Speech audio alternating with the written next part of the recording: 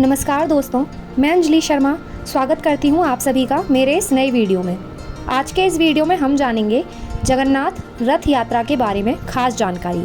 भगवान जगन्नाथ रथ यात्रा भारत में मनाए जाने वाले धार्मिक महोत्सवों में सबसे प्रमुख और धार्मिक दृष्टि से सबसे महत्वपूर्ण माना गया है। ये रथ यात्रा न केवल भारत में बल्कि विदेश में भी उन स्थानों पर आयोजित होती है जहाँ पर भारतीयों की आबादी रहती है। भारत में आयोजित होने वाली रथ यात्रा को देखने हर साल विदेश से हजारों पर्यटक आते हैं। भगवान श्री कृष्ण जी के अवतार जगन्नाथ जी की रथ यात्रा में शामिल होने का पुण्य 100 यज्ञों के बराबर माना गया है।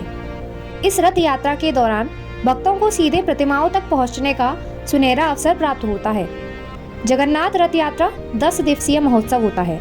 यात्रा की तैयारी अक्षय तृतीया के दिन श्री कृष्ण जी, बलराम जी और सुभद्रा जी के रथों का निर्माण करने के साथ ही शुरू हो जाती है। भारत के 4 पवित्र धामों में से एक पुरी के 800 वर्ष पुराने मुख्य मंदिर में योगेश्वर श्री कृष्ण जगन्नाथ जी के रूप में विराजते हैं। साथ ही यहाँ पर बलभद्र एवं सुभद्रा जी भी हैं। आइए आपको बताते हैं इस रथ यात्रा के बारे में खास बातें। पुरी रथ यात्रा के लिए बलराम, श्री कृष्ण और देवी सुभद्रा जी के लिए 3 अलग अलग रथ निर्मित किए जाते हैं। रथ यात्रा में सबसे आगे बलराम जी का रथ, उसके बाद बीच में देवी सुभद्रा जी का रथ और सबसे पीछे भगवान जगन्नाथ श्री कृष्ण जी का रथ होता है। इसे उनके रंग और ऊंचाई से पहचाना जाता है। बलराम जी के रथ को ताल ध्वज कहते हैं, जिसका रंग लाल और हरा होता है। भगवान बलभद्र जी के रथ में लगे घोड़ों का नाम त्रिब्रा, घोरा, दीर्घ शर्मा और स्वर्ण नावा है। रथ 13.2 मीटर ऊंचा और 14 पहियों का बना होता है। ये रथ 763 लकड़ी के टुकड़ों से बना होता है। रथ के रक्षक वासुदेव और सारथी मताली होते हैं। इनके रथ पर महादेव जी का प्रतीक होता है। देवी सुभद्रा जी के रथ को दर्पदलन या पद्म रथ कहा जाता है, जो काले और लाल रंग का होता है। 12.9 मीटर ऊंचे 12 पहिए के इस रथ में लकड़ी के 593 टुकड़ों का उपयोग होता है। सुभद्रा जी के रथ पर देवी दुर्गा जी का प्रतीक होता है। रथ के रक्षक जय दुर्गा और सारथी अर्जुन होते हैं। इस रथ के घोड़ों का नाम रोचिक, मोचिक, जिता और अपराजिता है। जबकि भगवान जगन्नाथ जी के रथ को नंदी घोष या गरुड़ध्वज कहते हैं। इस रथ में कुल 16 पहिए होते हैं। इनका रथ लाल और पीले रंग का होता है। ये रथ अन्य 2 रथों से आकार में थोड़ा बड़ा भी होता है। इनके रथ पर हनुमान जी और भगवान नरसिंह जी का चिन्ह बनाया जाता है। रथ की ऊंचाई 13.5 मीटर होती है। रथ को ढकने के लिए इसमें लगभग 1100 मीटर कपड़े का उपयोग किया जाता है। रथ को बनाने में 832 लकड़ी के टुकड़ों का उपयोग किया जाता है। भगवान जगन्नाथ के रथ के सारथी दारुक हैं। इस रथ के रक्षक गरुण और भगवान नरसिंह हैं। रथ में जय और विजय नाम के 2 द्वारपाल भी होते हैं। इस रथ के घोड़े सफेद होते हैं और इनके नाम हैं शंख, बलाहक, श्वेत और हरिदाश्व। रथ को खींचने वाली रस्सी को शंखचूड़ कहते हैं, जो कि एक नाग का नाम है। इस रथ पर त्रिलोक्य मोहिनी ध्वज लहराता है।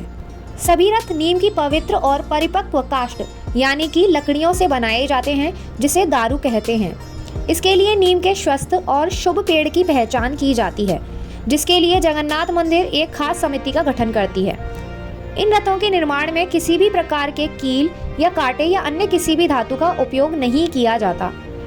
रथों के लिए लकड़ी का चयन बसंत पंचमी के दिन से शुरू होता है और उनका निर्माण अक्षय तृतीया से प्रारंभ होता है। रथ का निर्माण हो जाने के बाद ज्येष्ठ माह की पूर्णिमा तिथि पर जगन्नाथ जी, बलभद्र जी और सुभद्रा जी को 108 घड़ों के जल से स्नान कराया जाता है। इस स्नान को सहस्त्रधारा स्नान के नाम से जाना जाता है। ऐसा माना जाता है कि 108 घड़ों के ठंडे जल से स्नान करने के बाद जगन्नाथ जी, बलभद्र जी और सुभद्रा जी तीनों बीमार हो जाते हैं, इसलिए उन्हें एकांतवास में रखा जाता है। मान्यता है कि यात्रा आरंभ होने के 15 दिन पहले भगवान जगन्नाथ को बुखार आ जाता है और वो एकांतवास में चले जाते हैं। इस दौरान वो भक्तों को दर्शन भी नहीं देते हैं। पुरी में प्रभु की रसोई भी बंद कर दी जाती है, जो कभी बंद नहीं होती। भगवान की इस अवस्था के दौरान उन्हें 56 भोग नहीं खिलाया जाता। इस समय उन्हें 15 दिनों तक आयुर्वेदिक काढ़े का भोग लगाया जाता है। जगन्नाथ धाम मंदिर में तो भगवान की बीमारी की जांच के लिए हर दिन वैद्य भी आते हैं। काढ़े के अलावा प्रभु को फलों का रस भी दिया जाता है। उन्हें रोजाना शीतल लेप भी लगाया जाता है। बीमारी के दौरान उन्हें फलों का रस, छेना का भोग लगाया जाता है और रात में सोने से पहले मीठा दूध अर्पित किया जाता है। हर साल भगवान जगन्नाथ जी के बीमार होने के पीछे कई प्रचलित कथाएं हैं। एक मान्यता यह है कि जब बहुत ज्यादा धूप और गर्मी होती है, उस समय भगवान गर्भगृह से बाहर निकलकर 108 घड़े ठंडे जल से स्नान करते हैं। इस दौरान उन्हें बाहर प्रांगण में बिठाया जाता है और स्नान कराया जाता है। स्नान यात्रा के दिन भगवान जगन्नाथ जी पूरे दिन धूप में खड़े रहते हैं और ठंडे जल से स्नान भी करते हैं।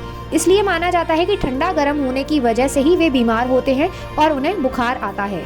इसके बाद उन्हें उपचार के लिए एक कमरे में रखा जाता है, जहां उन्हें भोजन के रूप में औषधि दी जाती है और उनका एक मरीज की तरह से इलाज किया जाता है।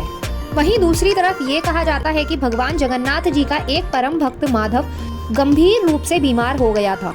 उस दौरान खुद भगवान ने उसकी सेवा करने पहुंचे थे। काफी कष्ट झेलने के बाद भक्त ने भगवान से कहा कि सेवा करने के स्थान पर आप मुझे वैसे ही ठीक कर सकते थे। तब भगवान जी बोले कि प्रारब्ध को तो झेलना ही पड़ता है। यदि अभी इसे कटवा लोगे तो भी अगले जन्म में तुम्हें यह भोगना ही पड़ेगा। अभी तुम्हारे कष्ट के 15 दिन और बचे हैं। यह बीमारी मुझे दे दो, मैं भोग लूंगा और तुम्हारा प्रारब्ध कट जाएगा। और तभी से भगवान जगन्नाथ जी साल में एक बार 15 दिनों के लिए बीमार होते हैं। जब तीनों रथ तैयार हो जाते हैं, तब छर पहनरा नामक अनुष्ठान संपन्न किया जाता है। इसके तहत पुरी के गजपति राजा पालकी में यहाँ आते हैं और इन तीनों रथों की विधिवत पूजा करते हैं और सोने की झाड़ू से रथ मंडप और रास्ते को साफ करते हैं। आषाढ़ माह की शुक्ल पक्ष की द्वितीया तिथि को रथ यात्रा आरंभ होती है। ढोल, नगाड़ों, तुरही और शंख ध्वनि के बीच भक्तगण इन रथों को खींचते हैं। कहते हैं जिन्हें रथ को खींचने का अवसर प्राप्त होता है, वे महाभाग्यवान माने जाते हैं। पौराणिक मान्यता के अनुसार रथ खींचने वाले को मोक्ष की प्राप्ति होती है। जगन्नाथ मंदिर से रथ यात्रा शुरू होकर पुरी नगर से गुजरते हुए ये रथ गुंडीचा मंदिर में पहुंचते हैं।